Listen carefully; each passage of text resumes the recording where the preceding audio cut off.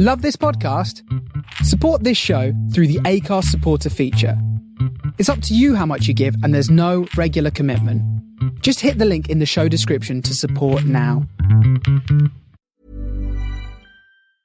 Hey podcaster, meet Acast. We're the top independent podcast network for creators in the know. We empower you to develop your podcast idea, find your audience, and grow listener relationships wherever those listeners are. You'll also find a whole range of ways to make money, from membership plans for paying fans to our fully curated and creative advertising experience. Visit acast.com/network to find out more. Acast, for the stories. Welcome back to an episode of Wrestling Around, and for the first time ever, we promise you a surprise. We're going to do a watch-along, but you've got loads of time to get into that, because it's just me and Lew, and Sure is. we always go on about everything, but we'll explain what we're watching later on. But Lew, first things first, how are we doing? Yeah, I'm good. Thanks, Ross. I managed to make it again. Yeah. You sound a lot better this week. Thanks. Yeah, I did get some. I actually got some feedback from my own mother. Like, you could definitely tell you didn't have your microphone on. It's like, yeah. So she did tell me it sounded awful. Yeah, I listened back to it, and it did, and yeah, list the feedback. Shams in with that, Ross, to be honest. But I'm here now. I've got my microphone back. It's right in front of me. Got my full setup again. I'm in my Twitch setup today. Oh, good. In front of the TV. Why? Who knows? We'll find out. Well, you've mentioned Twitch. Unfortunately, Wrestling Federation Weekly Wednesday Wrestling's Wrestle Around in a Cell was postponed. It was, Ross. I don't want to blame anyone in particular, except for BT OpenReach, and more specifically Chris from BT. I don't know if that was his name actually, but fuck me, right? So I've been having a lot of internet issues over the years, haven't I, since we've been doing this podcast, especially in the last 6 months. So I've tried everything. I've had the BT OpenReach guy down. He did a bit. He got working for a bit. Then I left Sky, moved to BT, got a new router, so it was all working again, and it just cut off completely. BT OpenReach comes down, and he's like, "Oh, I think it spends about 2 hours in there pissing about," and then he goes, "Yeah, I think I fixed it. This is the beginning of June." It's not really done anything. So the other guy comes down last week. Can't remember his name, but God bless him. I love this man. And he goes like, "Oh yeah, so that was the main part." And he goes, "Then you had a guy down a month ago." Yeah, I was like, yeah. And he goes, "Well, why didn't he put a new port in it then?" For fuck. And he just kind of rants to himself for a little bit. And the poor bloke had to go rummage around the bin store in my flat complex trying to find the part to change. Oh, bless him. Oh, he had to go get gloves. He was here for hours, but it's fixed. I've got fiber broadband again. I've signed up for BT Halo, which I don't need, so now I've got to ring them next week and cancel that. But that's a whole new rant. If you follow me on Twitter, you've probably seen all this happening. But yeah, I'm here now. I've got the broadband. It's all working again. We're all wired in, so Rest Around in a Cell will be happening tonight as this goes out. Provided it goes out on time, because I also need to apologise for the podcast not going out on time last week. It was a catalogue of errors due to the broadband issues. They sent me like a mobile dongle to work off, but it just wasn't strong enough to upload anything. Both in this and also my shoot job, which was a fucking nightmare. But yeah, try working for 2 days, tearing off your mobile. It's not useful. It's not good. No, I can imagine. But yeah, I'm here now. He started. Yeah, Restaurant in the Cell is tonight, Ross. And I've got a big announcement for Restaurant in the Cell tonight. Go on. Well, as you know, the Cultaholic going nowhere. The Wrestling Federation Weekly Wednesday Wrestling Tag Team Champions, Tom Campbell and Adam Pacitti. Yes, from Cultaholic, and the real Adam, not the avatar version we've got. The real Adam Pacitti obviously knows about this. He's very proud of the fact. Yeah, well, as you would be. It's a prestigious title, and he's requested a title match tonight. So we were going to have a rematch inside Hell in a Cell of the Cultaholic Boys against Samoa Joe and Ronald McDonald, but Adam Pacitti has changed his mind. Doesn't want that anymore. Right, and they'll now face in the Amazing Red and the Wrestling Around Wrestling Federation Weekly Wednesday Wrestling World Champion Colonel Sanders, who's going to have two matches tonight. Two Hell in a Cell. And not in his regular tag team, which you would ruin his story, but also we need the clicks. So I want to thank Adam Pacitti. I think there were like 1,000 people watching him when he plugged the Twitch stream. So good on him. Pressure's on for tonight as well, I will say. Get watching tonight. Yeah. Our pay-per-view. A week delayed, but yeah. It's the only Twitch stream officially connected to Wrestling Around. Yeah. Well, he's not getting a mention. No, it's just me and you. Yeah. I think the fans needed a break after Burger King. Burger King was intense on it. And some might say that was planned for Samoa Joe to win it, but that should have been a story that he was too injured to wrestle. Yeah, that would have made a bit. That's what's happened. Yeah, he's too injured to wrestle. Well, not that he's got a new job. Not that he's got a new job, and Adam Pacitti asked for another match because he didn't really understand what was going on, and I just kind of given it anyway because we had the hits. No, that's not what happened. What happened? Are you saying that the Wrestling Around Wrestling Federation commissioners can be bought? Yeah, I think that's what's happening here, isn't it? Yeah, the referees can be bought. Obviously, there was controversy with Red Shoes the other week, but we're just ignoring that. We're going to run out of refs soon. Yeah, I don't know who's going to come next. But obviously, will Randy Anderson be in action? We're going to find out. He could be the Fed guy. Who's the Fed guy? We don't know. We've got a week late on the Fed guy. Yeah. Maybe it's someone else. Maybe we've changed the card again. The card is subject to change. Sure is. Yeah, but also, tonight is my first stream on the new Xbox Series X. Who says that Wrestling Around is behind? Nobody. Yeah. We've got the new technology. It might not work. I've not set it up yet. 3 days out, but we'll find time. It will be fine tonight. I have faith in you. Everything will be all right. 7:30. Yeah. 7:30. Be there or be square. Mm-hmm. Which makes sense because you know why it's be square. You know where the saying's come from. Because he's in the henchman battle royal. No, because if you're not there, then you are not around. Is that where it comes from? That's what it is. That is what it is. So you're not around. You're a square. Is that genuinely where it comes from? That's what someone told me, and I believed them. It makes sense. It makes sense. So you could say like Terry Peters this week is wrestling B squared because I'd probably prefer B squared. Yeah, we'll get Bob Buchanan on next week. So I sent him a message. Has he got Twitter? He must have. I don't know what he's called these days. What's his real name? Is he still wrestling Bull Buchanan? Surely, like no offense to the guy, but surely his Twitter has to be Bull Buchanan. Like, I think his real name's Barry. Yep, it is Barry Buchanan. Is that on Twitter? Yeah, I don't know. I've just googled him.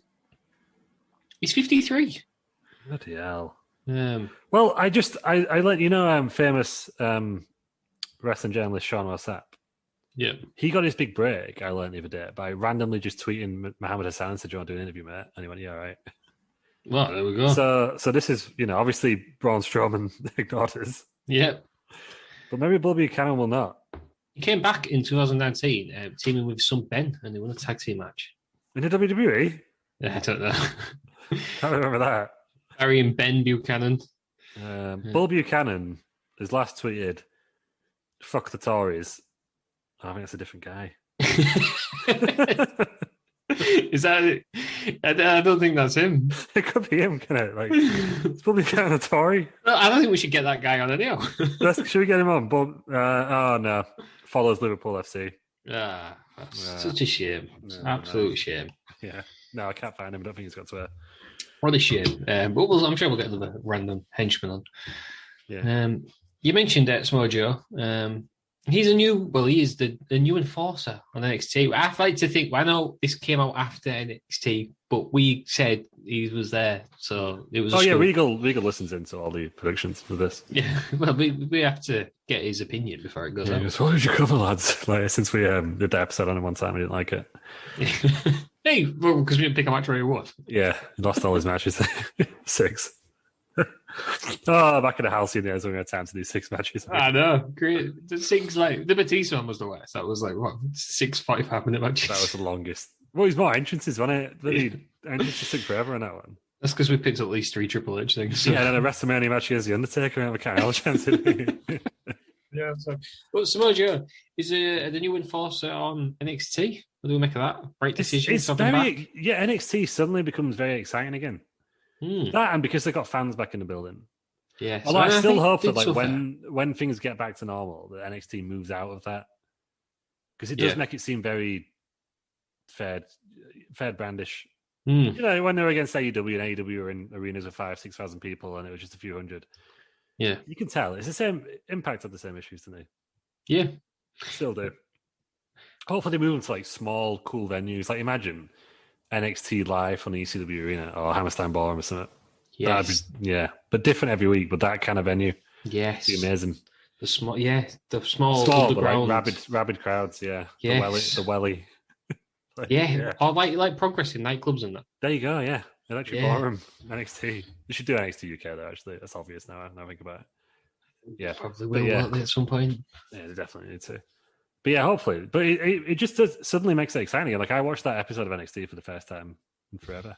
I loved when he shot to Adam Cole and he went, "Mr. Regal," says whatever he said. I see him in your office or something. I mean, he's still chaos, and people keep like they're still brawling, but just Joe's there to break it up now. Isn't that better? Isn't that what we want? I think it is, yeah. But he's there to bring law and order. He's done nothing at the start, but he's just choking people out. But yeah, I like the tease of him and Karrion Kross. Even though Karrion Kross had a main event match the week.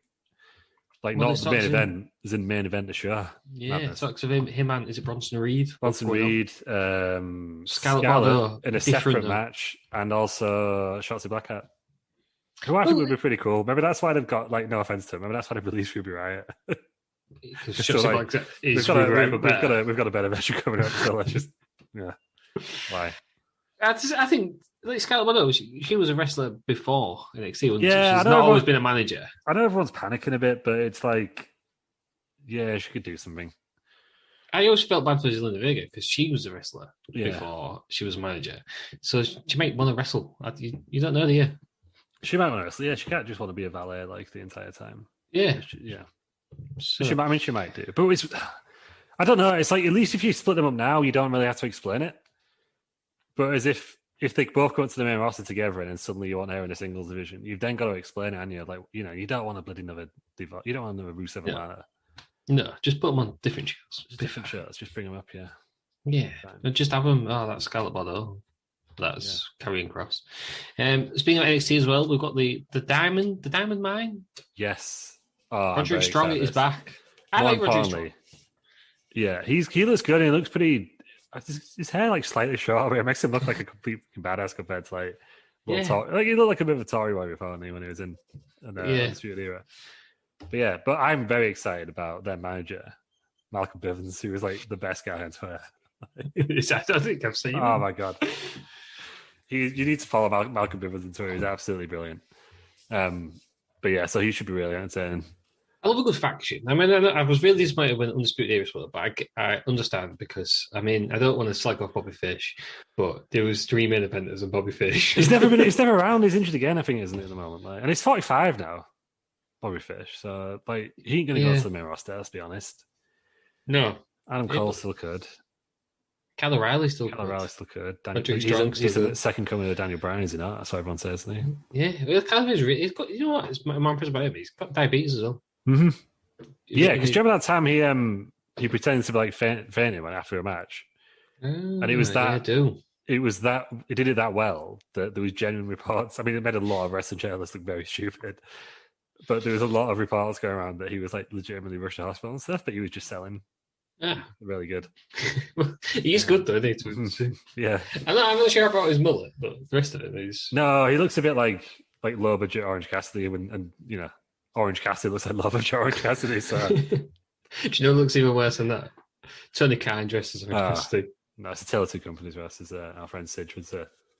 Just ridiculous. Absolutely ridiculous. Like he's not a massive Shawn Michaels mark, anyhow. Mm-hmm. But when Shawn Michaels at AEW and somebody else did it, it'd be like, what a great thing for passing the torch or whatever. Yeah. That's it. It's like the seconds later, you're praising Cody for just stealing his dad's gimmick. Yeah. Just... Come on. Oh, the full company trying to be WCW. Everyone's been chomped at the bit to compare Johnny Gargano to HBK for however long. It's just, it's a bit of, I think Johnny Gargano seems to be turning face possibly as well. So that all makes sense. It's like an issue. I don't get it whatsoever. This has been a thing for ages. If I was a wrestler, would I pay homage to Edge? Obviously. Yeah. Yes. Like, if you were doing it, would you pay up to a Braun Strowman, Dolph Ziggler? Like, yeah. I was trying to think, all my favourite wrestlers, I am nothing like. I'm nothing like. I am like the size of one of Batista's arms. Rey Mysterio, I don't think I could pull the mask off. Yeah, you could do. Pull it off just as an entrance. Like, Michael Cole had to make it really obvious that when he like there's Ross with his homage to Rey Mysterio, who also wore a mask. Like, obviously, calls himself the second coming of Rey Mysterio. Like, I have no way. Watched Rey Mysterio as a child. He was just inspired, and now he's like living on the legacy. And Dominic's just like, what? Like, imagine if I just beat Dominic down and rubbed his nuts. You could be Rey Mysterio's Sasha Banks. Just have no relation whatsoever. Just kind of claim his legacy. Yeah, who did that? The NXT champion. Is it Raquel? Raquel Gonzalez? Yeah. She said she compared herself to Rey Mysterio and Eddie Guerrero, I think. Yeah, there you go. And people were happy, but you know what? I'm a fan of her. Which is ridiculous because like any like young Latino star who comes up, it's like always the next Eddie. Yeah. Angel Garza, Sammy Guevara, they've all had it. Andrade. Yeah. Like, it's a lazy stereotype. It's lazy, isn't it? Yeah. Well, speaking of NXT, we've also had another round of releases. We sure have for us. We'll go through them. I've got a thing to say about the releases. Yeah, go for it, yeah. But should we go through who has been released first? Yeah. So some sort of biggish names. I say biggish names. I can't remember any of them. Well, there was Big Demo. Big Demo. I mean, disappointing as a fan. Because, you want to see the WCPW lads do well there. I thought he was finding his feet again. He was in that big match when he Takeover New Orleans, where he was part of Sanity. Sanity never really happened. And then he sort of didn't do anything. I'm surprised he hasn't gone to NXT UK. Yeah, I thought it would. But then maybe he's also married to Nikki Cross, isn't he? Yeah. So maybe he doesn't want to be the other side of the ball. Wants to stay in America. Yeah. Who else has gone? I honestly cannot remember. Everrise. I'm not sure who they are. They're a tag team. See, this is it's.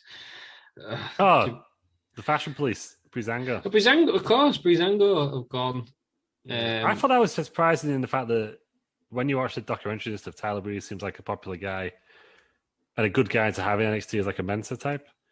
Unless I don't know, but I'm presuming they thought we're paying these guys too much to be on like the third or fourth show because they're all 205 Live or NXT guys this time around, aren't they? Arya Davari, he's gone. Yeah. Tony Nese, he's gone. Yeah. You got to think it's 205. Can they just can 205 Live at this point?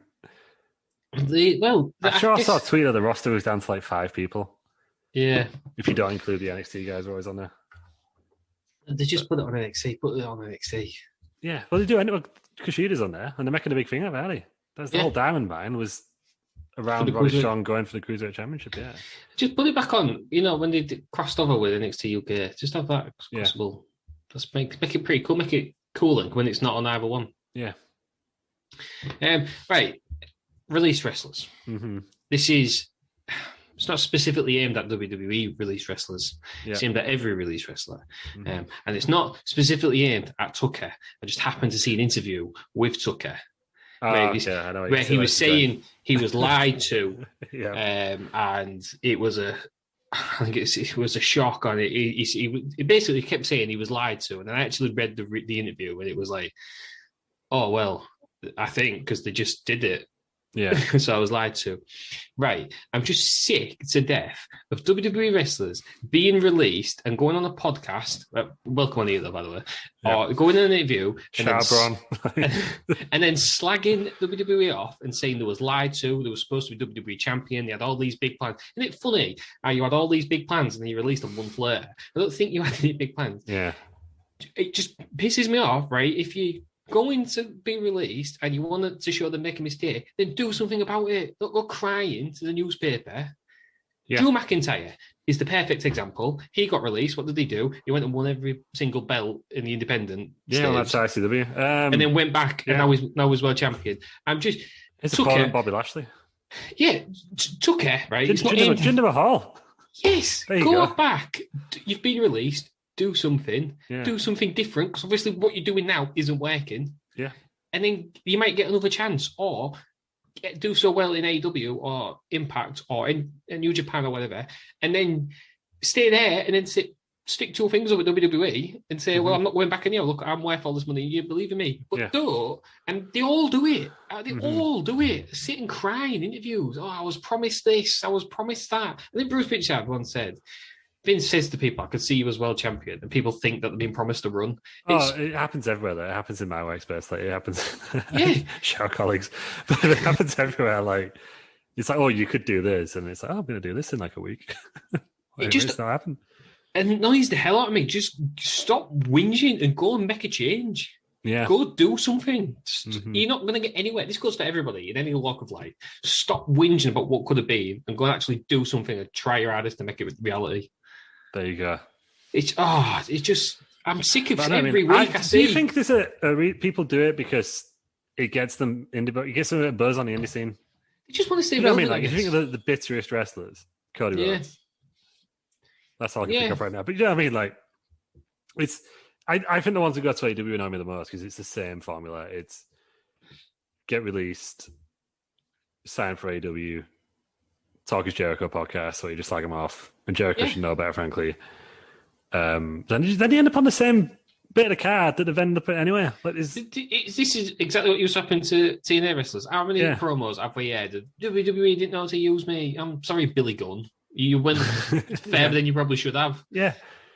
No, and it's like not everyone can be champion. It's I guess the other big wrestling story and the other big release was that writer who didn't know anything about WWE and went on a podcast and said that, which is pretty stupid.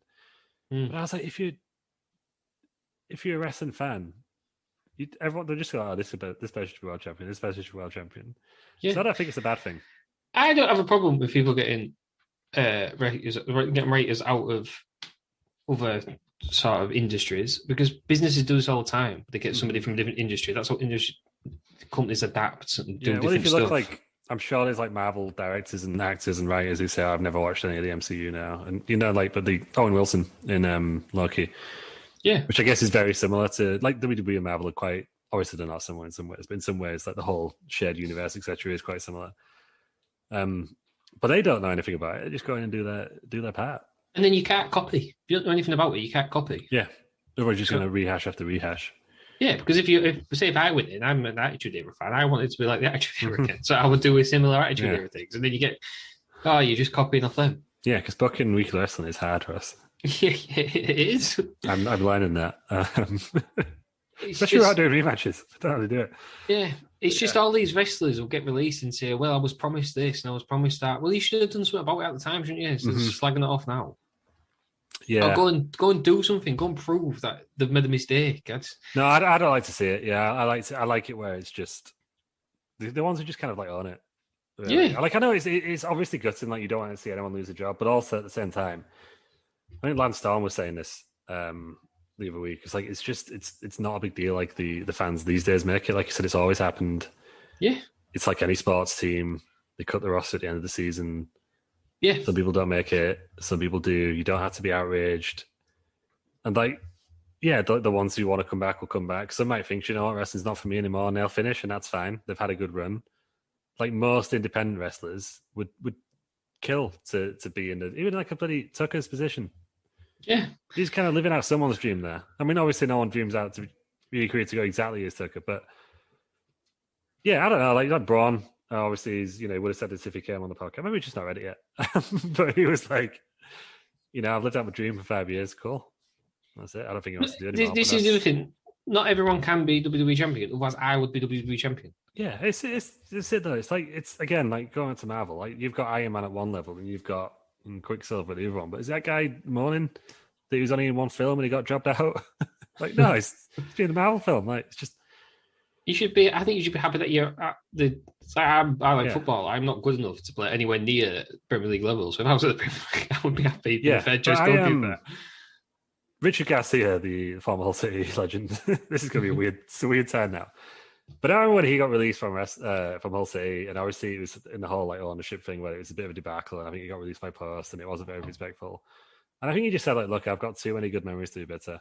And I just kind of like, obviously, I'm not in their shoes. And hopefully I never will be. But hopefully that's why because I would much rather see that guy succeed than just some of this like bitterness and this adding to this toxic discourse on Twitter anyway.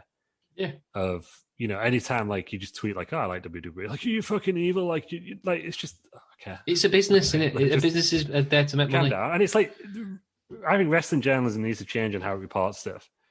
If you just say like, I don't know, Morrison's was reported on in the same way that WWE was. Yeah. I mean, it might be by like some sort of supermarket. You think, oh, this is an evil corporation, or this is an evil corporation. It's like, I don't care. I just want to watch wrestling. Yeah. I don't care who the chief finance officer is. Honestly, don't. Like sometimes it comes up useful in conversations like these, but for the most part, I don't care. I just want a good product. And WWE for part of the week provide me that. not on Mondays. Yeah. But part of the week they do. I think you can. There's a lot of comparisons to football. How football journalism's done. They release. These people have been released at the end of the year. That's it. Yeah. They'll sign. Oh, these are now signed for somewhere else, and then it's who's actually at the clubs, and the fans are like, oh, that sucks. I liked him. Yeah. And then that's it. They don't slag off from every opportunity. It's just like kind of like the Wales ending. Like it's just a bit. I think the rest of journalism got better because it's been so many. I've kind of got numb to it now. But yeah. And I guess last year in the pandemic, like that was a bit off. Didn't like that, to be honest, from WWE. Yeah.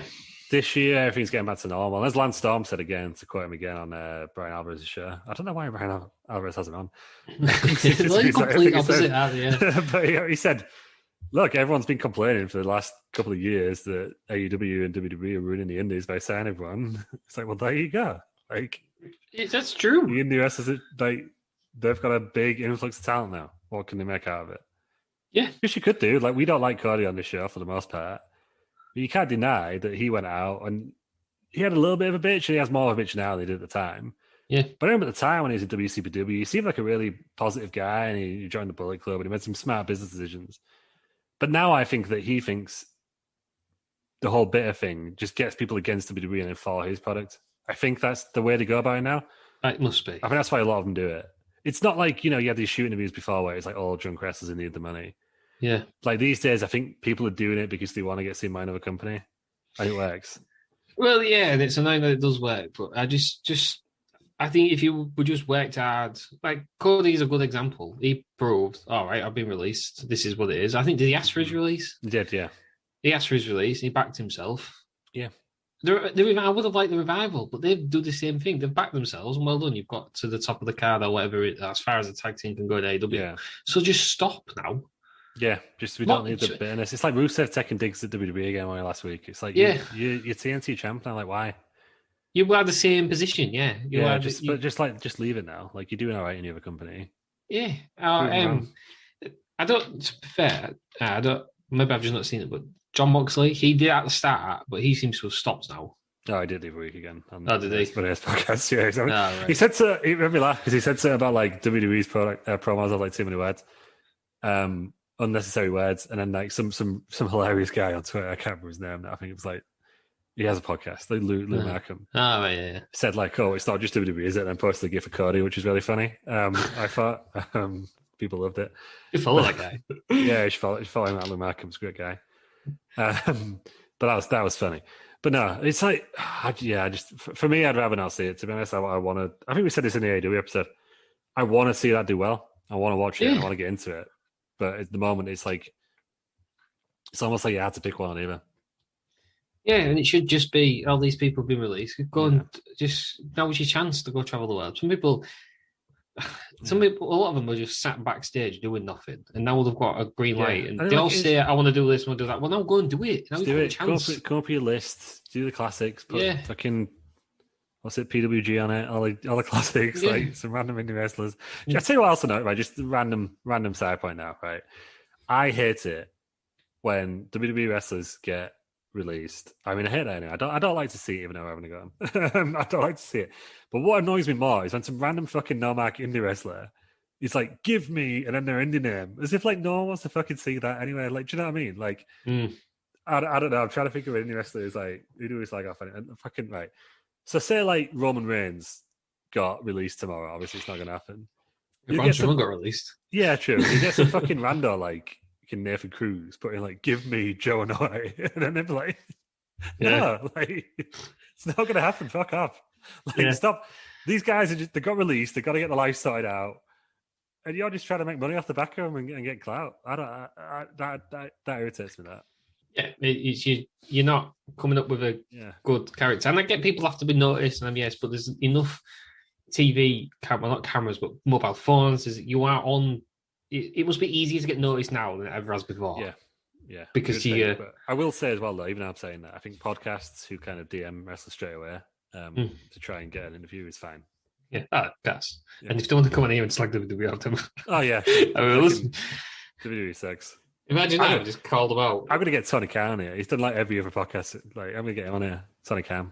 I'd love that because I would call him out because I think it just ended with it. Like I just think he's a massive loser. Oh, we can have like a great 2-hour conversation at the end. What about Fulham? Just like cuts off completely.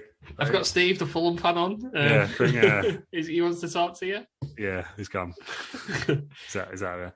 I just it's like stop using other people to make your name bigger. It doesn't work, and then stop whinging about stop. Just everyone. Oh, WWE's chaos behind the scenes. Yeah, we all know that. Everyone said that. Listen to Bruce Pritchard's podcast. Yeah. It's been like that for 30 years. It's fine as long as they're doing a good performance. I don't care. It's like I don't know. Maybe it contributes to Raw's issues, but when like SmackDown was like rewritten like 10 minutes before the show, it's like I don't really care because SmackDown was great.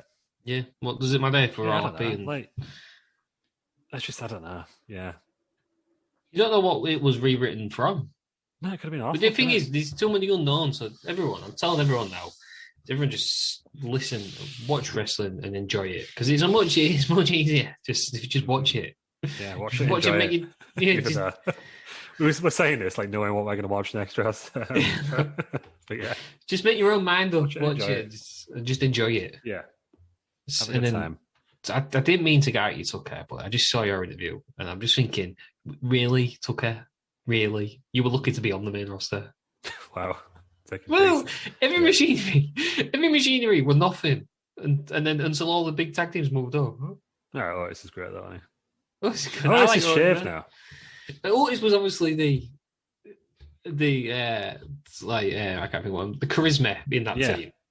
Yeah, I think sometimes they put on with like another tag team just to get someone going on, don't they? Like, all I'm saying is like we'll be having this round about Angelo Dawkins next week. I'm joking. But yeah, he's a bit more charisma than Tucker. There's always one who's more than the other, isn't he?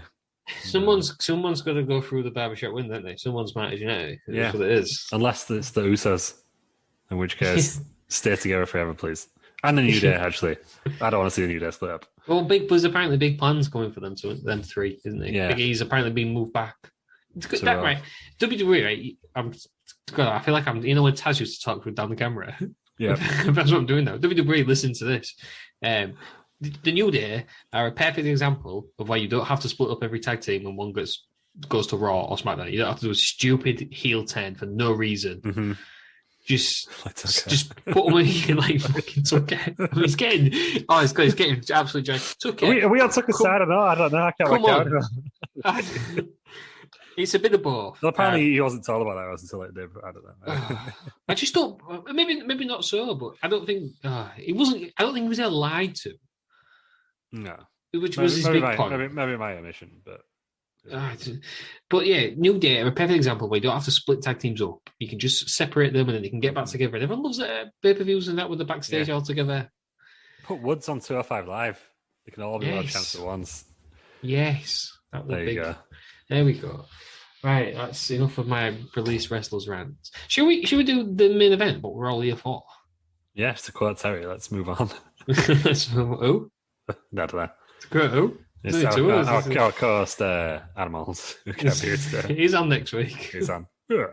We get Big Phil on. I made a joke to Adam the other week. I'm going to apologise now, Adam, because he posted a picture of Glastonbury. And I have this like gimmick now. I don't think Adam realizes I have it, where I always speak to him like I'm an old man on Facebook. So like I always on his birthday, I'm like, "Oh, you're getting old now, lol," and stuff like that.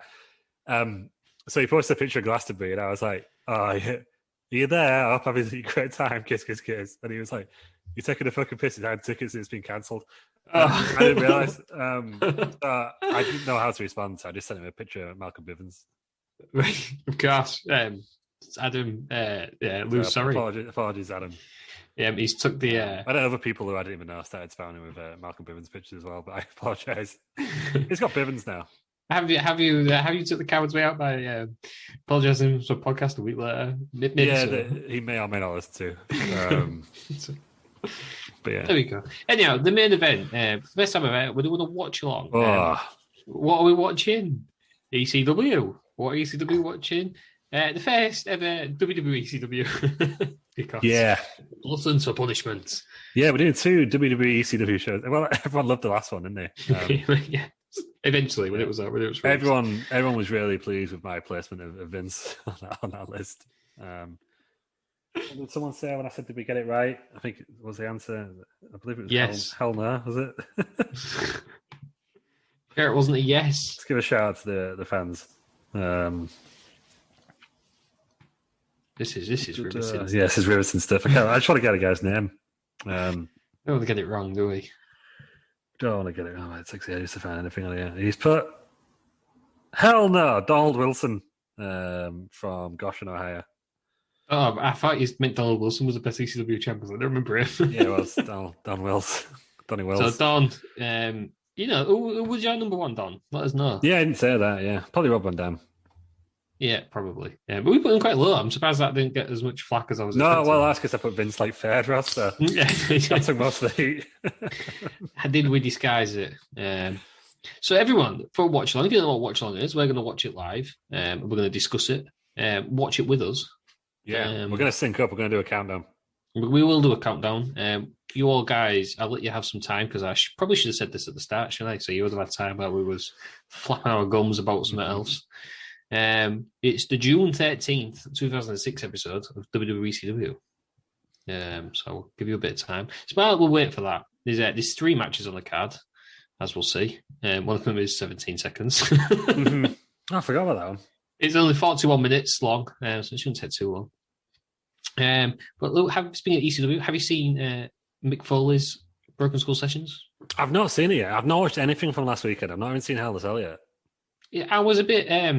very far behind. I haven't seen Hell in a Cell yet. But with Mick Foley, because he's already done one, hasn't he? And he says himself all the time, his story's been told, but they do talk about different things. Yeah, he's got a lot of stuff you can tell. He's got like 5 books, hasn't he? Yeah. Yeah. Bestsellers, the man's an absolute right machine, isn't he? He's almost Time Man of the Year once, wasn't he? Was he really? What year was this? So it was when the first internet was first round, so it must have been like 98 or 1999. And they were like, "Oh yeah, you can vote online for Man of the Year." And obviously a very early viral campaign got on, and Mick Foley was number 1 by a long way. And then the time we're like, "Oh, actually, just not Mick Foley." There was no reason for it. It was just no, we don't want to wrestle. I can't remember who won it. It might have been like Bush or someone. No, it might have been Clinton or someone like that. Or Boris. No, maybe. Do you know what I think it was? I think it was Boris Yeltsin. They don't have a great history Time Man of the Year, do they? They do not. So few old dictators have won it. Apparently, it's just you don't need to be good to win it. You just need to be important. Right. So that's why Foley didn't win it, because he wasn't important. What? Yeah, but apparently that's why it's acceptable for like Hitler and Bin Laden to win and stuff, because it's sorry Terry, because it's not for what am I saying? Like it's not for like popular. Yeah, it's just like most important, like newsworthy. Right, I get you. Right, 1998 it was. 1998. I don't know who actually won it in 1998. I should find out. Yeah, well, while you find out, it is June 13th, 2006. Bill Clinton. Bill Clinton won it instead, yeah. Oh, there we go. Doing bits. Yeah, it's quite interesting about how he developed the old Cactus Jack persona and why he did it and stuff like that. And yeah, it was interesting because some of these horrendous bumps that he takes, he was telling you how he makes it easier on himself. And he just slow a bit down, and you can see some bits where it makes him look miles better, but he explains what he's doing, and you're like, oh, actually, that probably didn't hurt as much as you initially thought it was. Oh, he still took some knocks. But he still, he did some. I'm only halfway through it. Because I remember watching his. I I think his match with Edge, was he not younger than like Lashley is now? Yeah, well, his knees are just knackered out, I'm sure he retired in like his early 30s. Didn't it? Was it like 33, 34 or something when he retired? Yeah, it was madness. But he does go, at the start, he goes on for quite a while of how he can make other people look better, but then you've still got to make yourself look better. Mm-hmm. Otherwise, the Him and Austin go for a thing where, will make difference between like professional jobbers and superstars. Jobbers to the stars, Yeah. But it's interesting. Right, everybody should have enough time to get the old WWE Network on June 13th. Do you want to do a countdown, Lou? So we're all on 000, so we'll not skip the intro. No, we'll just press and play. We're going to press and play. So, in 3, 2, 1, play. Oh, God. All right, we're on. Right, yeah, so we're seeing the highlights of One Night Stand now. Yeah, I mean, they've done well, haven't they, with the old... It looks like the original ECW. Yeah, at this point, I thought it was going to be good. Yeah, I remember watching this on Sky Sports 1 or whatever it was at the time, because this replaced... What did it replace? I'm sure it replaced Velocity for us or something. Velocity, I think, yeah. Yeah, it was a big upgrade. But also, the first episode I watched was on at like 7 a.m. Right. Yeah, showing the highlights. Oh, my God. We missed it this year because I think we're too busy to do a full show, but my God, this is one of my favourite pay-per-views of all time. It is good, isn't it? This is my favourite Cena, I think. Yeah, and there's Edge with that callback from Barely Legal 97. Yes. Oh. I know. Good stuff. Heyman ring down, slapping the 3. RVD wins. Full on ponytail. Yeah. I was shocked. Sometimes you forget he's not there, do you? And then he turns around and he's got it. This was when Let the Bodies Hit the Floor did the music, wasn't it? Yep. They changed that interview because of the Benoit tragedy. Right. That was they changed it, yeah. I did enjoy that song, though. It was ECW, wasn't it? Yeah. Just a little replay of Raw here. Edge and Cena. Are they up there with the best rivals ever? I think so. Yeah, because everyone always talks about like Randy Orton and is Cena's best rival, but I don't think it is. I think it was. It was very compelling viewing. Edge's best work, I think, and Cena at the time that babyface playing off Edge. Yeah, because Edge was the only person that got Cena cheered for a long time, as we'll see tonight, actually. Because he's got to be. I mean, I think he gets the respect he deserves now, Edge, but he's got to be up there with the greatest of all time. Yeah, I did like it when Jericho first joined New Japan, and he went, "Oh, so many people are claiming to the best ever," and he mentioned Edge. And I was like, I like that because you're getting the credit you deserve. Because he's sort of, considering he's the most decorated man ever, he was probably underrated. Yeah. I think so, because he came in a weird period, didn't he? It was like at the end of the Attitude, this Ruthless Aggression era. It took him a long time to get up there. Yeah, because he went through the tag team and stuff first, didn't he? Yeah, which is it's fine, because I think it took him about 5 years to win his... No, I wrote it down before, 6 years for his first title, which is the same as, I think Apollo Crews have only been like 4 or 5 years now, so plenty of time is what I'm saying. Right, here's Heyman. The crowd are going mental here. They are, which is weird because they're all here for SmackDown. Is it really? This has been taped before SmackDown, yeah.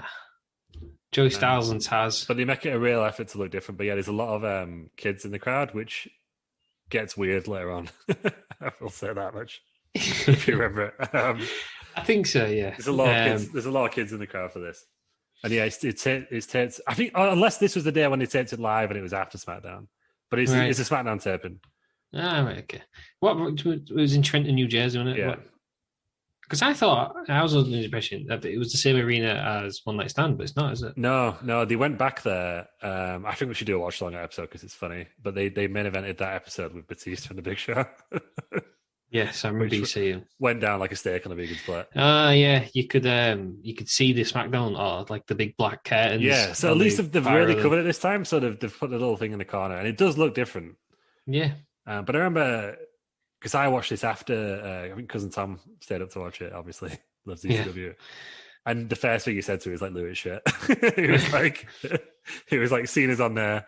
The taped in a big arena. It's not ECW." That was like. No, because obviously he was done. He had the old ECW. Was it Best Matches or something? Yeah, we used to watch it. Is it Bloodsport, the ECW one? Yeah. But I like how they managed to they tried to change everything. Like it's a different camera angle, different ring. Make it look different. Yeah, I think they've put all ECW guys at the front, haven't they? Yeah. So Shots in the crowd there in the back.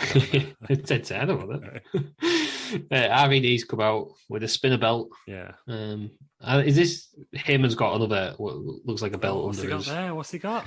a black cloth? Yeah. Full disclosure, I watched this like about 4 hours ago. So Do you know exactly what's going on? I haven't watched this since 2006, so 15 years ago. There we go. So yeah, he's going. Yeah, thank you. And it's right, so he's getting a bit of a mixed reaction now because it's just a normal WWE crowd. Right. So when he was like, "Yeah, I beat John Cena," it's because they were doing a whole like, just like the AEW for doing it, but ECW were doing it. Like they were like, "Oh, WWE sucks," like Raw and SmackDown suck. So he's getting a bit of a mixed reaction here. Right. Wasn't a massive pop. Well, because I guess I know I'm going to annoy a lot of people here, but RVD at this point was still a mid-carder. He was. They should have done this in Philly. Yes. Really, they should have thought about it. I know that Bruce Pritchard's like, you need to be able to get over everything anywhere, but I think you need to do stuff in home markets to get the debut going. Well, like that WCW that time when they were a week away from doing Atlanta, and he did like, is it Washington or something? Yeah, if they'd done it in Atlanta and people cheered and they kept doing it down there, and then more people watched it, or the WWE fans watched it, then it would get. I'd get what they're saying. That it eventually has to get legs and go, doesn't it? But they should. You've got to start off strong, haven't you? Yeah, but yeah. So at this point in the storyline, he is going to change the WWE Championship to the ECW Championship. I do remember that's how they're going with this at the moment, and it's real washy, isn't it? Because he just goes. You'll see him do it, but he basically goes, "I want to keep both because this one spins." He says, doesn't he? He says, "I like this one. I kind of like having this one. It spins." Did you know this podcast is powered by Acast? Acast is the home of podcasting. For creators looking for freedom to grow their listeners and make money too. And creative brands looking for smart ways to advertise. Podcasters and advertisers in the know Acast. It's time you did too. Visit acast.com to find out more. Acast, for the stories. Yeah. Yeah. And he keeps both, doesn't he? Yeah, because this should have been a huge moment. Rob Van Dam used to be champion, first time ever. Yeah. You should never have said that, should they? And it kind of wasn't. Oh, that whole story they shouldn't have done, yeah. They should have done the... Although it did add to the tension of the actual pay-per-view, because you thought, Cena's going to... Yeah, you think he's going to win. How's he going to win here? And he even released a Vengeance poster, which had Edge and Cena on it. Right. As if they were like, this is the way they want to go. Clever. If I was in WWE, I would release posters like that all the time. Yeah. I think nowadays the posters just don't really have any effect on the show at all, do they? But yeah, it was really cleverly done, actually, the way they did it. I would do that all the time. So I would release 6 different versions of posters. People wouldn't have a clue, would they? So there also, you go. Yeah, but while we're on about it, I'm not surprised people don't find stuff out because someone's leaking stuff. Mm-hmm. So you would keep it in-house, surely. Yeah. Yeah, well, it's like, again, I keep banging about Marvel being like WWE. They won't tell Tom Holland anything, will they? Because he always leaks in interviews. Yeah. So he turned up to Tony Stark's funeral thinking it was a wedding. But he comes in. Yeah. Yeah. So it's not to put a suit on because they were doing a wedding scene. And when he got there, it was Tony Stark's funeral. Spoiler alert, Iron Man dies in the end game. I genuinely didn't know he dies. Yeah. Isn't it killing to see himself? I thought you went to see it. Have I? I'm sure you said you went to see Endgame. Oh, here's Edge. No, I've not seen Endgame. Ah, well, yeah, sorry. Spoiler alert. Tony Stark dies. Sacrifice himself first. It's good. I think I know of it. I've read the plot on Wikipedia. Here's Edge and Lita. Yeah, which again with the Raw logo, but CCW first guy is Edge outside of Rob Van Dam. Like obviously you need some new superstars, but the first couple Raw storyline, isn't it? Like it should have been. I don't know. Big coronation with like Sandman Dreamer or whatnot there, maybe. Why should have come out the crowd? Yeah, as someone does soon. But yeah, he cuts a really respectful promo now, saying that he can't wait to face some Avengers. Because the night before on Raw, Paul Heyman came out, gave an announcement, said, so Rob Van Dam is the WWE champion, it's an official sanctioned match. Yeah. He said, but ECW recognised Edge as the number one contender. So he will be facing Rob Van Dam at Vengeance. I would have loved to have won. Which did happen. It did happen, that match. I thought Cena was involved. No, he came in. Cena faces someone else, but you'll find out who later in the show. He was only about 2 weeks after this. So it was Rob Van Dam's only successful title defense, I think. Right. Have you seen the interview with Lita where she regrets the whole... I've read the headlines, but I've not seen it. I mean, she's right in what I was saying that why does she get, called a slut when them two are just like, oh, they're just lads being lads. And they're mates again now. She still gets heat for it, which is a shame because she's better than that. And arguably, this was her best work of her career. Air and Edge. This is my favourite of them both. There you go. He's been very respectful, Edge, there. But what's he like, the cheeky scam? But there was a bit of cheers here as well. So this is why it was like, ECW crowd. Like, even if they were going to do this after a while, I think the first month they should have gone to like ECW venues. Edge, put your arms down. Yeah, see, he's getting clapped. He's getting clapped, isn't he? But they should have done this at the ECW Arena or Hammerstein Ballroom or one of the Armories or something. Love that going out for the crowd because if you're saying this is ECW, you're not going to go back into the locker room, are you? Yeah, because in kayfabe it's a completely different event. It's not SmackDown. You just speared the champ. You're not going to go through it. He's going, who's this? I was like, kids have got his buddy. Get your bloody sign out of the way, kid. Someone slap that kid. Oh, here he is. He said he was going to be here, and he's here. Here he is. John bloody Cena.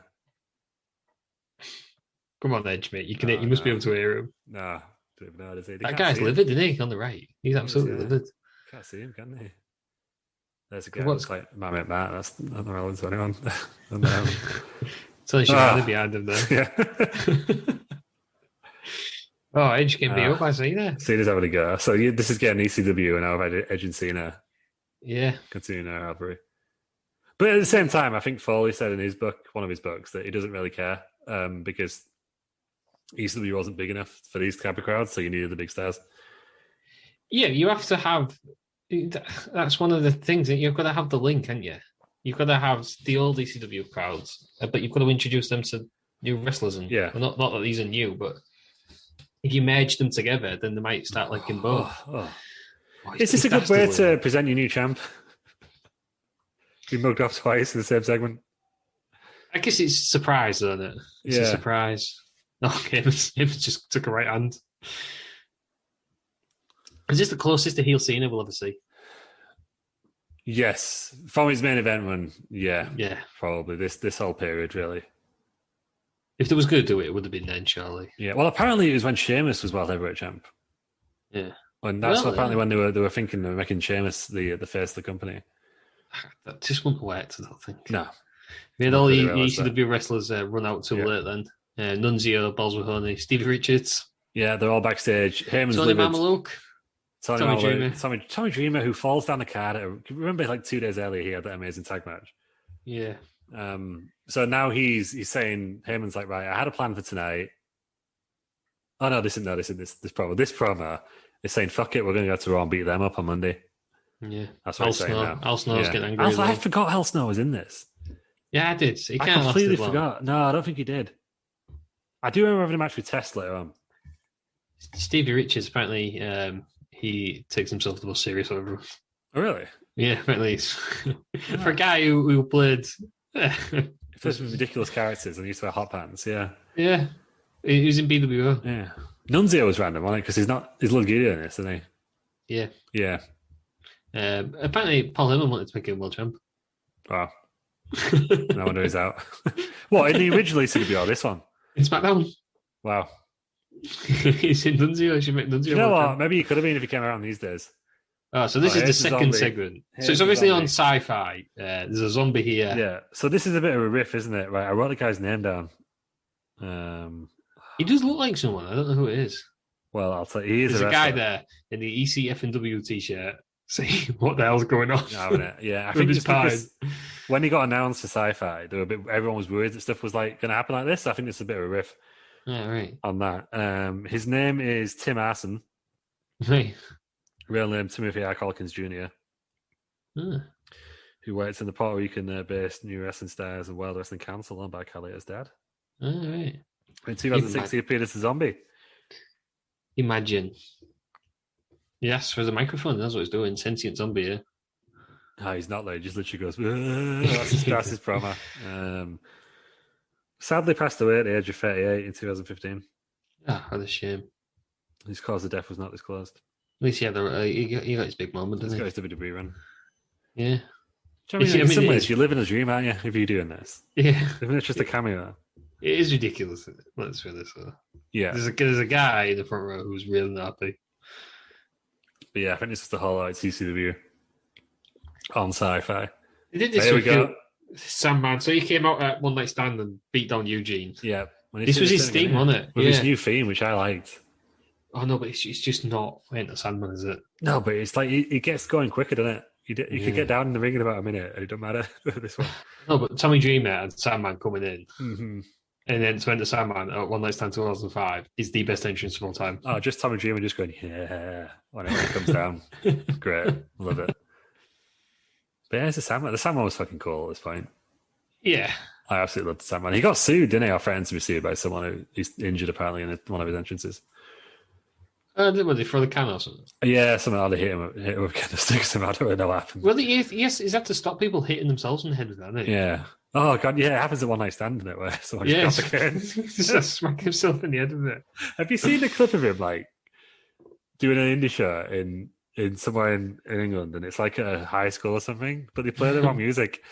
I don't know if it's real, but it comes into, like, Antiques Roadshow music or something, but it looks real because it looks really awkward, and there's like about 3 people there, and he's like hitting himself. I don't know if it's real though, but he can't be. That would be great. That'd be very good if it was. He just goes ahead with it anyway. Oh, he's well bleeding. That's legitimately who he is, isn't he? Yeah. Sandman. There we go. And zombie. And this is a match apparently, which I never realised. Yeah, neither did I. The zombie's dusty. Yeah. How come it's a zombie? It's been dug up. There's loads of dust. Yeah, it's true. That's his finisher. He's pinning him with a candlestick. Yeah. There we go. Oh, it's a Singapore cane when it's Sandman, though, isn't it? Yeah. Is Sandman? Did he go the furthest with his, let's say, limited lack of skills? Potentially. they even drafted him to Raw at one point, didn't they? Yeah. But apparently he got in an altercation with Ricky Steamboat on a house show. That must... I mean, smashing a beer can on your head every night. Yeah. It can't be good. But this is what you want. Like, this episode isn't very good, but there's also a lot of like ECW could be good, and then within like a month it all falls apart because it's a chaos brand, isn't it? I think. If this wasn't a zombie, I thought he was just beating someone in the crowd here, but he's chasing a zombie back up the ramp. I thought he was absolutely going after someone. I was like, when someone got injured in the entrance, it's like, there he is. Like, yeah, that's what it is. Yeah, I want a close up. I do love the Sandman. It's true. Here we go. This is all the kids in the crowd. Is this when you say it got weird? No, it gets weird. This gets weirder later on. At this point, she's just like, yeah, I'm going to get a bit sad later on. And she's just Kelly at this point. Right. And she's 19. She didn't know how to dance. You could tell later on. Vince saw her and said, of course Vince saw her and said, I'm going to make a dance. I always had it was Johnny Ace who signed her, wasn't it? But maybe it was. Maybe he might have signed her and then Vince was like, make a dance. She can dance. But yeah, Extreme Expose there, wasn't it? There's 3 of them in the end, wasn't it? Who else is on it? Brooke. Layla and Brooke Tessmacher or Brooke Adams. Yeah, it wasn't. Brooke Adams. Because Layla's a legit dancer, isn't she? Yeah.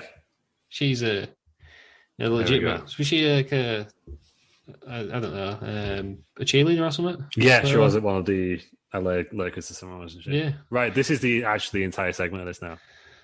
Right, so this was last Sunday. This is King. Yeah. Away at CCW. It's a different crown from normal, isn't it? It's a big crown. Is he going for a bit more flashy one? Just to wind them up. Shinsuke Nakamura type crown, that, isn't it? It's good.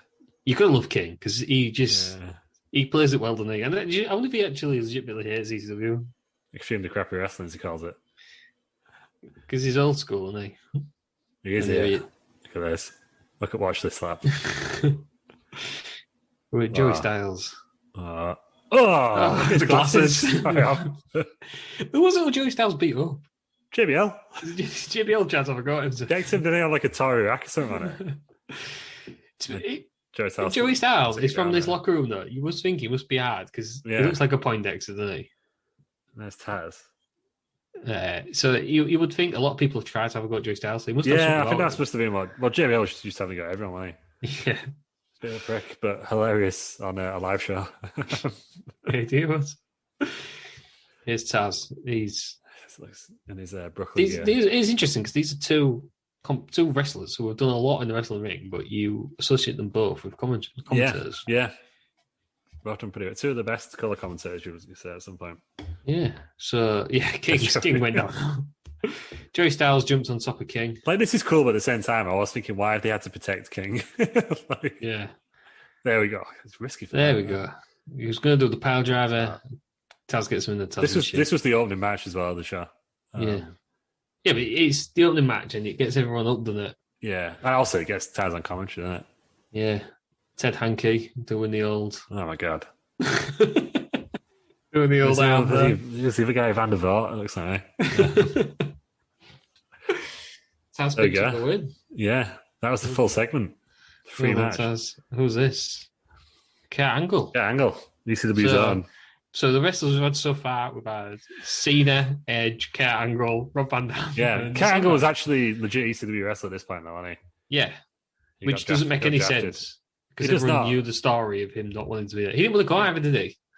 Yeah, no. I think this is why. Because I was thinking, obviously, we saw Rob Van Dam at the beginning, and that ended within about a month. Kurt Angle was gone by August. Really, he was gone completely, wasn't he? Yeah. I think he was. Was he put? I don't know if this was a bit of a punishment. Get yourself clean, Kurt. But also, I think you could tell that they were trying with ECW at first. Yeah. Like, it fell apart pretty quickly. But I think they were legitimately trying at first. Well, yeah. But I think it was always meant to be the third brand. I don't think they were ever going to see it on the same level. But then he had an hour, didn't he? Mm-hmm. Kurt Angle beat Randy Orton. He got a good reception at one night stand as well. Yeah. I mean, Randy Orton, we were on about Edge. Randy Orton gets booed everywhere, doesn't he? Yeah. Oh, the way he came out with the pyro on that one night stand was great. Just incredible. Yeah. PJ Blacker. Aldo Montoya. He's a chef now, isn't he? Is he? I wonder what he's up to these days. I'm sure he's doing something to a chef. Is he the least successful member of the clique? Was he in the clique? Yeah. I was friends with X-Pac, wasn't he? Yeah. They were in X Factor together. Them and Albert. Yeah, I'm sure he's a chef these days. I've just gone on Instagram. Being a chef is. It's a little bitch right now, so he is. I don't have Instagram. I'm sure he was chefing. I'm sure he had that. What's his username on Instagram? Do these Chef Just Incredibles and Just Incredible 711. Let's go with Chef Just Incredible. Sounds about right, doesn't it?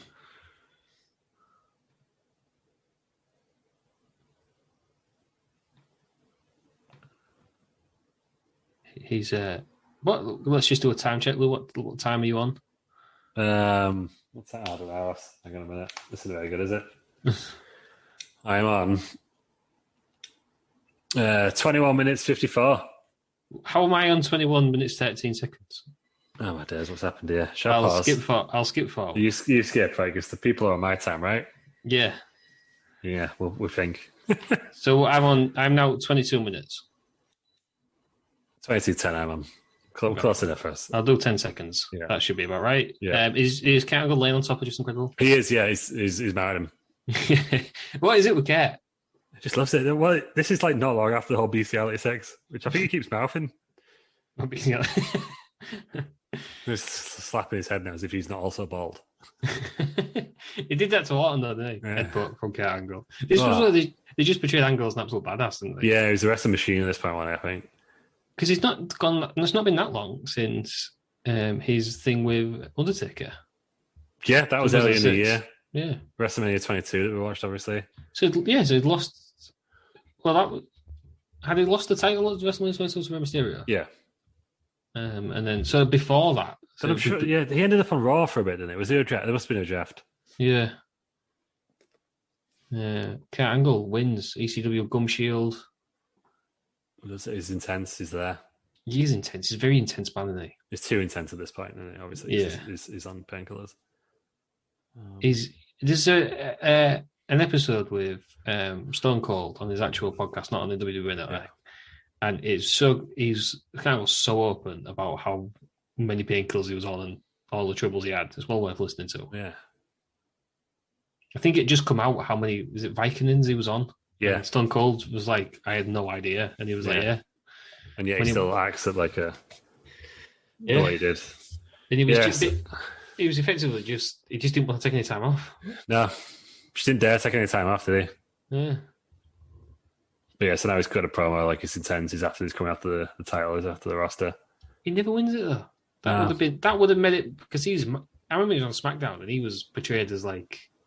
Doesn't even challenge her in the end, does he? But I think they knew there was something wrong because I'm sure at one point he was in like a fatal four-way and he had to win it to qualify. He didn't win, so they just did the triple threat without him.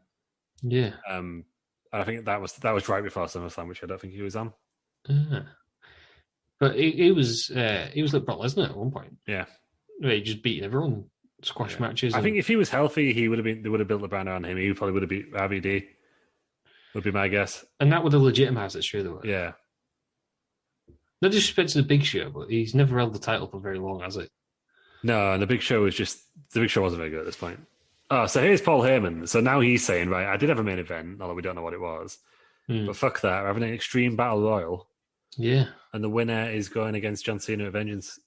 I'm pretty sure next week's episode, which is when I realised ECW was not going to be very good, because I think I enjoyed this one. Yeah. He says, every match is going to be Extreme Rules. And I thought, well, won't they anyhow? Yeah, and then suddenly it's not. And suddenly they're not. And Test comes in. Yeah. No offense, Test, but he ruins things. Yeah, he does.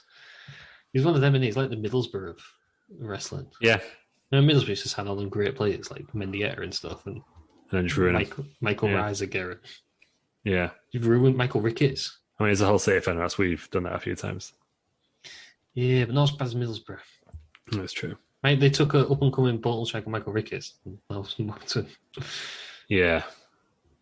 Who's the other guy? The French guy? No, I'm thinking of. No, I'm thinking of but he was a Brazilian fella. Juninho? No, the other guy. He was quite good there, wasn't he? Afonso Alves? That's the guy. Yeah. Ruined him. He's one of them Dutch strikers anyway. Score loads of goals in Holland and rather brilliant or rubbish. Mm-hmm. We've got Kelly again then. Yeah. She's still like, I'm going to get my tits out later on. Future Divas champion. Mm-hmm. Future legend. Is she in the Hall of Fame? Not yet. Future 24/7 champ as well. Oh, she's gone. Yeah. Must cut to a break. We'll come back. At this point, there's Kevin Thorne. So they messed about with the sci-fi things. Yeah, we've got a zombie. We're not really going to do that. That'll be that. Yeah. He's a vampire? 10 minutes later, he's a vampire. Yeah. Here's a guy who failed as Mordecai. That was a vampire. I mean, I watched it on mute. It looks very strange, isn't it? Yeah. The weirdest part here is that Taz is about to say, I think this version of ECW is going to be better than the old one. There's a kid in the back who really wants to be on. Yeah, someone's got a action figure of him. Please don't that. And there's Lewis Sharp in the car. All right. Now they're coming back to earlier in the night then. This is Edge. He's about to spear RVD again. So an hour show, we're already repeating. We've had a match from ECW One Night Stand. Was Vince there? Do we think Vince was there? He would have been there because it was a SmackDown tape as well. Yeah. So he would have been there. He would have to see it. Heyman was writing it, I think, wasn't he? Yeah. Well, it wasn't bad, but it just wasn't ECW. Yeah. So, did they call it something else? Yeah. Oh, as I said, I think they should just take these couple somewhere else. Yeah. And we've got Cena beating Edge up again. Just to get it in, yeah. Because the crowd reactions just weren't quite right for ECW. Yeah. Yeah, because even Cena, you've been taught to he's supposed to cheer or boo Cena now because you were booing him at One Night Stand. Yeah, to boo him One Night Stand, but it's like SmackDown. If he's on SmackDown, you went to cheer him. You know, he's beating up Edge. So, yeah. None of it made sense. Yeah.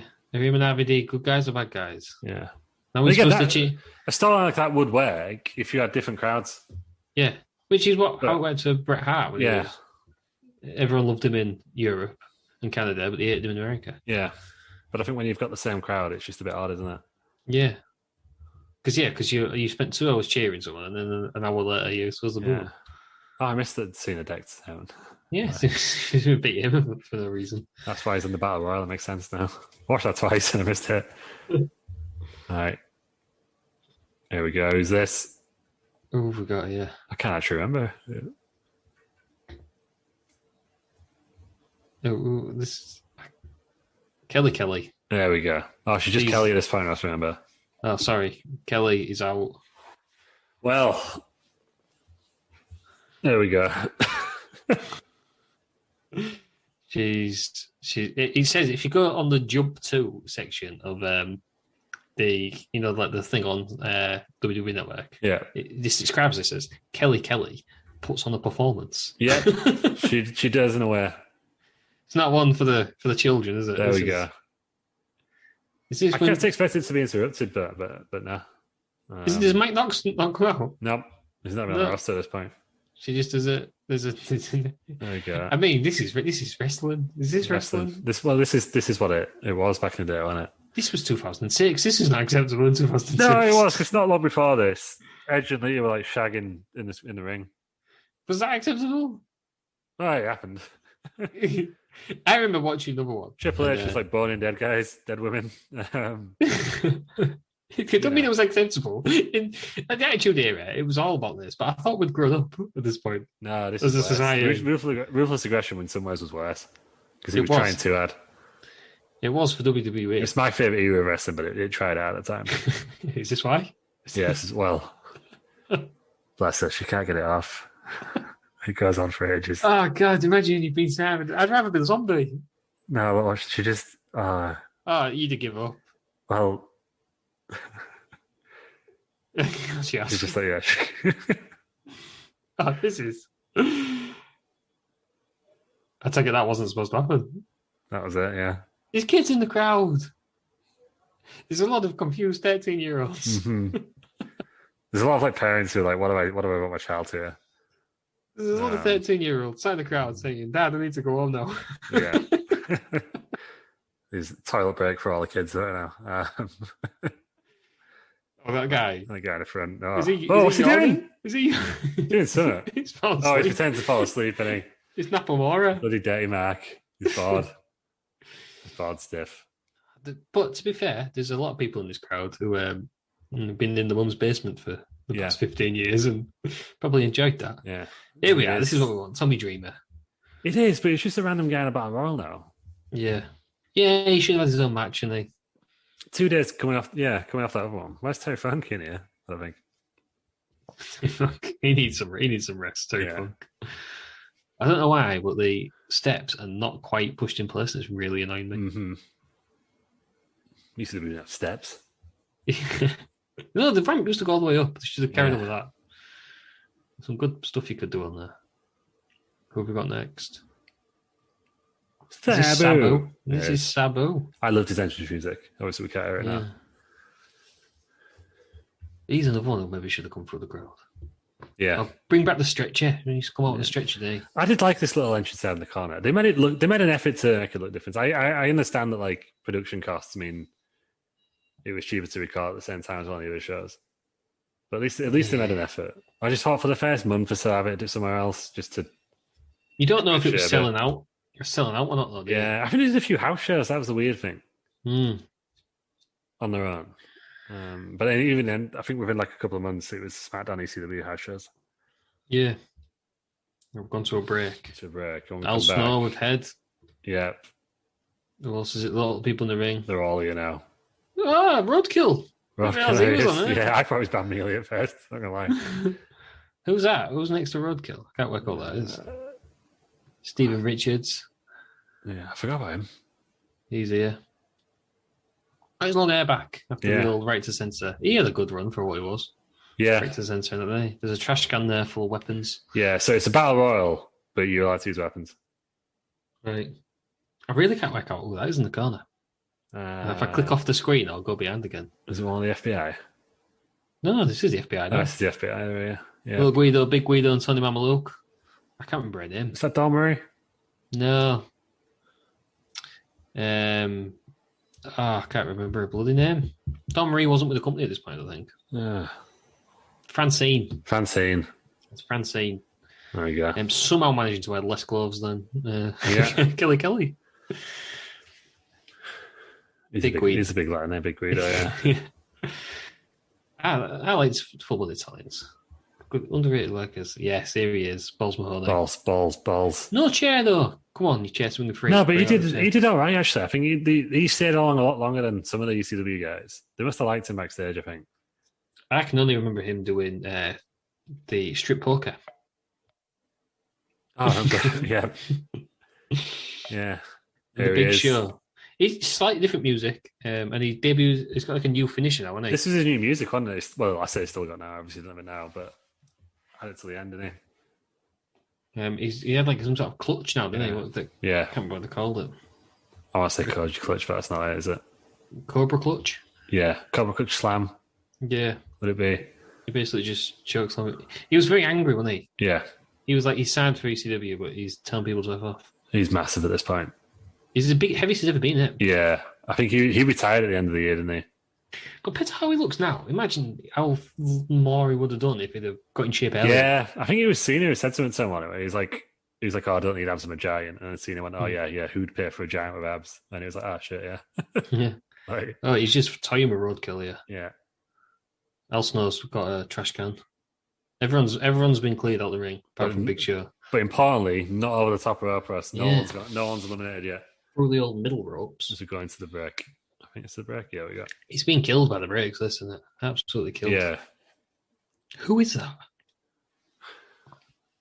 This guy. Yeah. Oh, is he not Sean Stasiak, is it? Is it Sean Stasiak? Why is he on ECW after that? Was it? Like, I'm going to Google it while you describe what's happening, Russ. Big Show just stopped Dreamer. The weapons are involved now. We've got trash cans, we've got signs. Dreamer's just getting... I think Tommy Dreamer's a sadist. The man just loves punishment. Everyone's just getting hit. There's no... Well, it's pre-Benoit, isn't it? So there's loads of unprotected headshots. So many. Big few slaps. They kept making a thing of like every weapon's like legal. I don't know what they were trying to say was like banned. That's there's other stuff. There's stop signs. There's what do they call them? Cookie sheets, at the baking tray to English people. I can't find this card anywhere. Yeah, I was always confused by a cookie sheet. 13th of June. Right. When I found out, well, it was about Americans not having kettles. Yeah. I watched a TikTok the other day. I think it was a TikTok. Oh, no. Or someone on Twitter. Yeah. Of this American using a kettle, and they put the tea bags in the kettle. Ah, sickening, isn't it? And there was like, why is it coming out the kettle? Because it was like pouring over. I was like, why don't you put tea bags in there for? That's probably why he's doing it. Savo set up a table. I had a friend who washed a kettle once and then realised that, What, as in like, put it in? She washed it like, and then was like, she shot at the house. Jesus Christ. Yeah. Is she English? Yep. It's a colleague of mine. So Big Show's getting beat down. But Danny Doran. Danny Doran, don't know who he is. Was he the original? He was a pal of Roadkill, wasn't he? Yeah. Danny Doran and Roadkill, yeah. Big Show is being getting beat down and they're not off his feet. Al Snow he's out of there. Al Snow's first. Get out of there. Al Snow. Tries to get ahead. We haven't had the classic giant standoff yet. No. Oh, just shoot Danny Doran, he's gone. Danny Doran's gone. Does Big Show eliminate everyone? Well, let's find out where. He's just sort of stood menacingly. He's facing John Cena, remember, Vengeance. Right. That's the prize. Yeah. Oh, I would love Sabu, because I quite enjoyed the Sabu Cena match on Raw. Mm-hmm. You know, where they swapped the main events around? Yep. Stevie Richards, what's happening to him? He's been dumped as well. He's gone. Sabu's just hanging about. He was still. Sabu. Oh, Roadkill. Hey, he's gone. Thanks for coming, Roadkill. You've just been thrown out. I wonder if he had any more matches in ECW. I don't think so. I think some of them were just on like a 1 weekend deal already. Yeah. They needed them. They needed them for that was Big Show's new finisher. Yeah. Balls did not took it well. No. And now he's gone. He's gone. He's gone for it. I think they just must have hired them all for that weekend, yeah. Yeah. A few of them stayed around. Ball stayed around. Dream was always still right there. He was already working there, though, wasn't he, Dreamer? And the Big Show's on his knee. He's been absolutely battered. Well, finish him off, Dreamer. Don't start attacking Nunzio. Now him and Sabu working together. Oh, Sabu. What's he done? What's he done? Oh, he stayed in though. He stayed in. Imagine if Sabu would have stayed around. The things he could have done like Hell in a Cell or TLCs. Elimination Shame Rifted per minute. Oh, there's Dreamer. There he goes. Dreamer is gone through. Hell of a bump, actually, considering what match he just went through like 2 days earlier. Yeah. Big Show's crying again. He looks really upset. He's got really red eyes. FBI. The FBI team up together. You've got the biggest man in there. Nunzio, that's going to make you feel good. Nunzio getting swatted away. And Tony Mamaluke also dropped. Dropped for about 10 foot. That's Big Guido. He's distracted. And chokeslam onto Tony Mamaluke. Shit. Get him out. Get him out, Big Show. Big Show's getting rid. When did Big Show go to the two-armed singlet? I think that's in his whole weapon of mass destruction. When he was wearing the camo? Did he not start? Yeah, did he not start tagging with Mark Henry for a bit? And he had WMD in the same way that he had World's Strongest Man at WSM. Yeah, here we are. Two big lads from MVP, wasn't it? The Big Show is massive, isn't he? Mm-hmm. Because he's a big lad. Yeah, that's what's Big Guido. And now he's gone.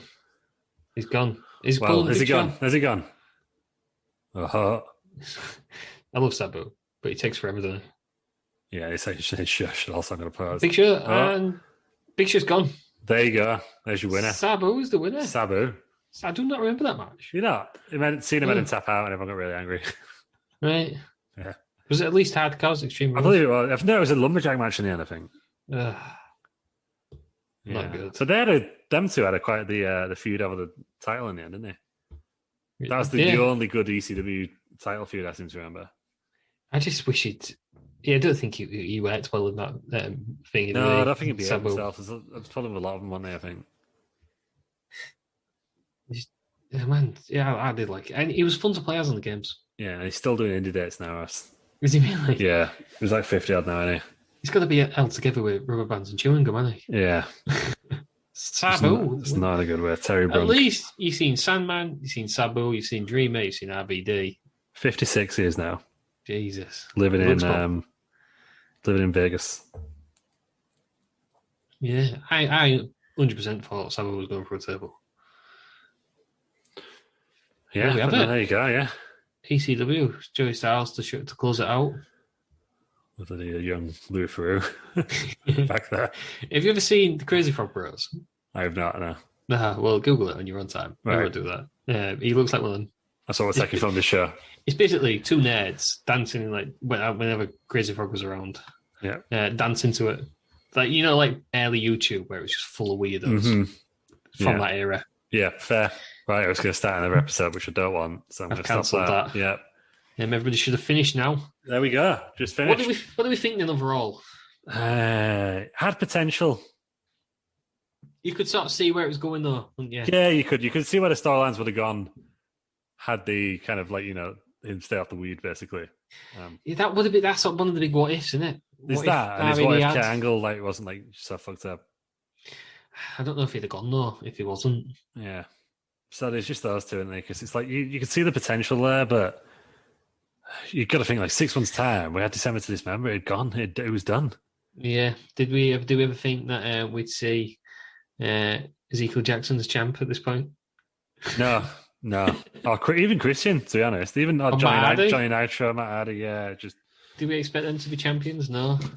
Yeah, sad state of affairs in the end, wasn't it? But yeah, I slagged it off at the beginning. It was all right. I think, but it did also give you early warning signs of it's going to be different. Going to be ECW, you thought, because at this point we'd only seen the two WWE ECW things that we'd seen. It's obviously we had that little whole versus one, but other than that, it was just the two one night stands, and they were so great and felt so authentic.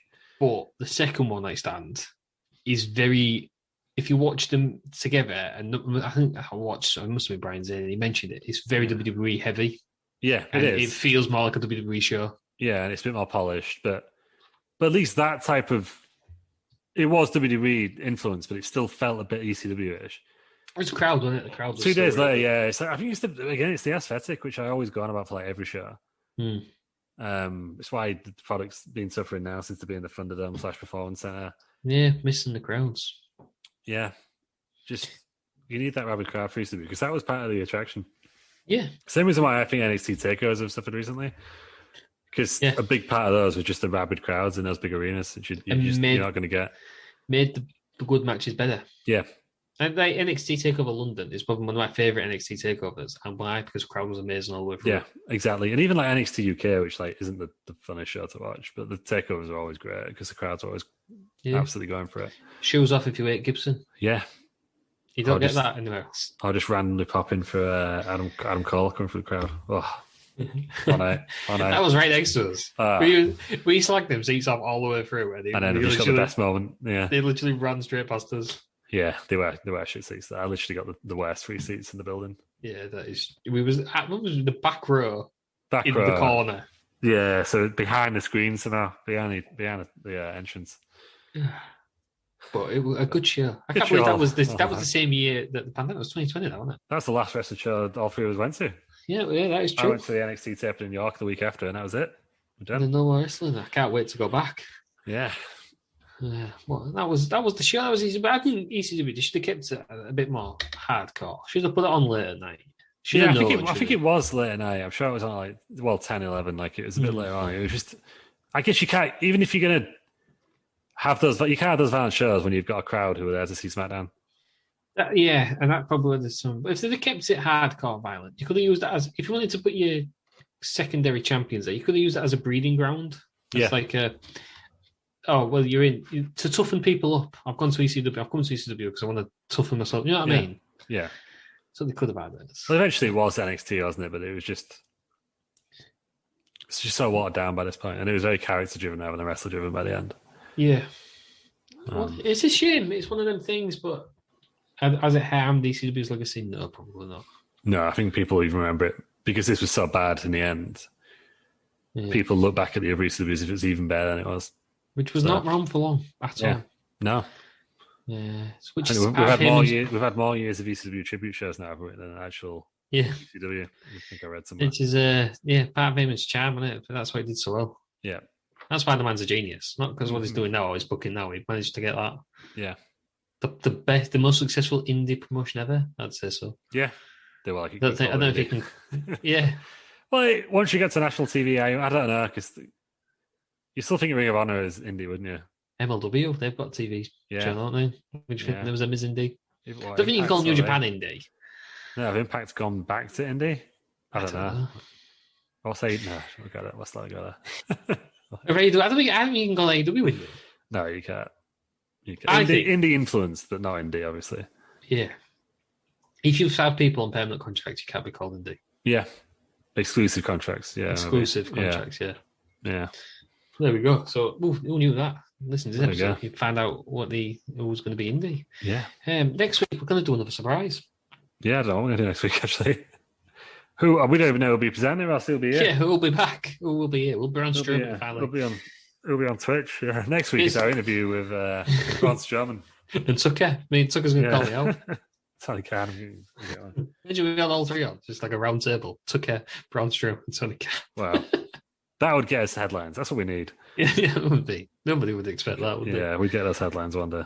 I hope everyone's enjoyed this as a watch-along. I enjoyed it. I think we'll do more watch-alongs in the future. Yeah, it was a good one. We should do some more ECW watch-alongs. Yeah, I will happily. We'll do the last ever ECW show. Yay.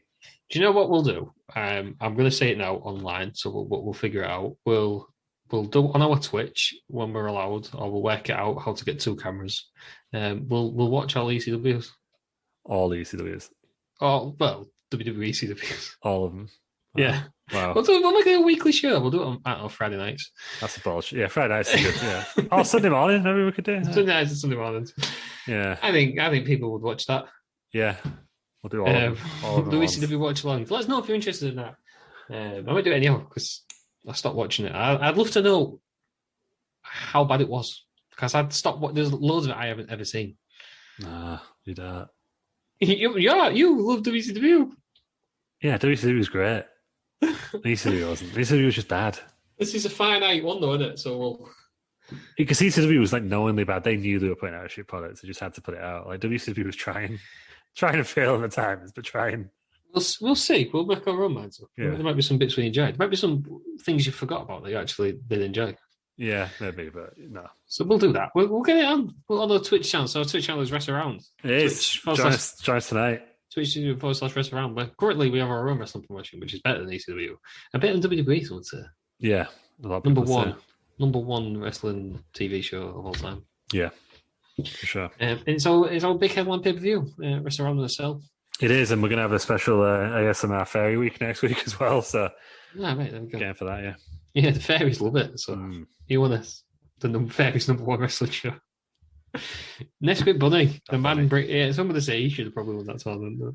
Should, but he didn't, did he? So never mind. What a night of wrestling that was. That was good. So, was it Richard's fault? Yeah, probably. No, he said falls count anywhere except for on top of vehicles. Yeah. No one read the rules. That's no one said what the rules were. So really, Hogan does all the further. Yeah. You can find Lew. You're at Lew Markham, right? Yeah. Sure am. Yeah, actually, just Twitter and Instagram. Just Twitter and Instagram. He's got it. See if Just Incredible is in fact a chef, or I've just made it up. I can't. I think he is. So. No, I think he is, but it doesn't. See, Dennis Midian, he's a chef these days, isn't he? Get out. Is he making Dennis Knight, yeah. No, that chef Justin Crevin's. Well, is it not him? What do you think? Oh God, no, that's not him. There was another Justin Credible. I'm sure he was working in the kitchen or something. Yeah, I think you're right. That definitely isn't him, though. Don't be sending you wrestling things to him. Justin Credible 711, but it's not him. Yeah, that's not guy. him. But it says Justin Credible is using him, and his actual name is PJ Parker. Just in time. Ah. Well, not him. So maybe he doesn't have Instagram. Never mind. You can find me on the old Twitters at DRSM. You can find us all at Wrestle Around. If you Google Wrestle Around, you will find us. We'll be back next week. We'll have more wrestling news. We'll have more. What is it we do? Feuds we'd like to see. Yes, that's back. I won this week. Yeah, well, you'll probably win next week because he ain't bothered to turn up. You can't skip 2. No, come on. No, 2 in 3 weeks. Yeah, outrageous, yeah. Join us for that. We'll be back. We may or may not be joined by a third guy. Yeah. Whoever he is. Whoever he is. We should get. There was a guy who once asked us to join as host, and we should, start considering it. I did say it, didn't I? I said to him that once we sacked Terry. Yeah. See if he's interested. Yeah. So like a year later, man, you're probably doing stuff now because the pandemic's nearly finished. But if you're into it, man, if you're into it, we'll get on. If that was you, send us another message. Yeah. If you want us to do Battle Royal at the Albert Hall, don't bother sending us a message. Yeah. Not again. Come on. Enough's enough. Nick. Anyhow, thank you everyone thank you for joining me, Lew. Yeah, thank you. That's for being here. Yeah, thank you. 100% record, do you know what I mean? We don't mess about. Thank you everybody for listening, and join us next week where we have another surprise in store for you. Looking for a new podcast to listen to?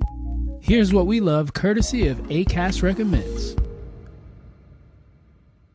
Shame on any politician introducing these hateful, mean-spirited, and discriminatory bills that are anti-American. I'm Amara Jones.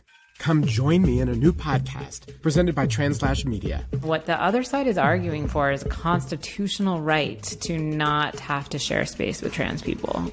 From the Heritage Foundation to the DeVos family, I'll show you that the anti-trans hate movement is far deeper and more chilling than you could have ever imagined. They're really going into communities and stirring up the trouble. This is how you establish minority rule. Subscribe to the Anti-Trans Hate Machine, a plot against equality, wherever you listen to podcasts.